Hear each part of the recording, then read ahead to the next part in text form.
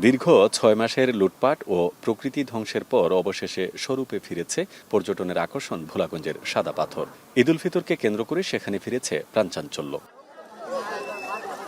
স্বচ্ছ জলের প্রবাহে ছড়িয়ে থাকা সাদা পাথরের অপরূপ সৌন্দর্যে গা ভিজিয়ে উপভোগের দৃশ্যই বলে দেয় কেমন তার বর্তমান অবস্থা।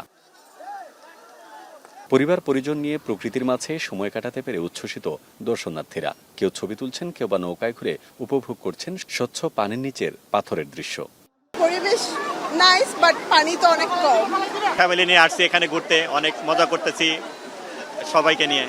জায়গাটা অনেক সুন্দর। এখানে আসার পরে খুবই ভালো লাগছে, মানে এখানে যে পরিবেশ আসলে খুবই সুন্দর। এর আগেও একবার আসছিলাম, আজকে পরিবার সহ আসছি আর কি। এদিকে পর্যটক বাড়ায় খুশি স্থানীয় ব্যবসায়ীরাও। তাছাড়া প্রশাসনের কড়াকড়ি নজরদারি ও সচেতনতার ফলে এখন অনেকটাই বদলে গেছে চিত্র। বিগত ৫-৬ মাস থেকে মোটামুটি একটু ভালো আছে। পর্যটক মাশাআল্লাহ যথেষ্ট পরিমাণ আসছে। ব্যবসা বাণিজ্য ভালো আছে, আলহামদুলিল্লাহ ভালো। পর্যটকের অবস্থায় বোঝা যাচ্ছে যে ব্যবসা বাণিজ্য ভালো হবে।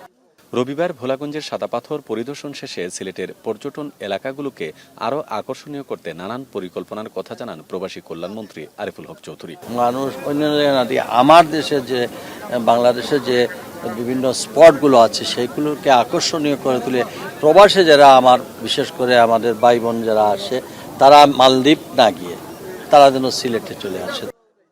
তবে মন্ত্রী জানান, শুধু সিলেটের পর্যটন নয়, বরং পুরো দেশের অর্থনীতি, শ্রম ও কর্মসংস্থানকে সুসংহত করতে সরকার কাজ করবে ভবিষ্যতেও।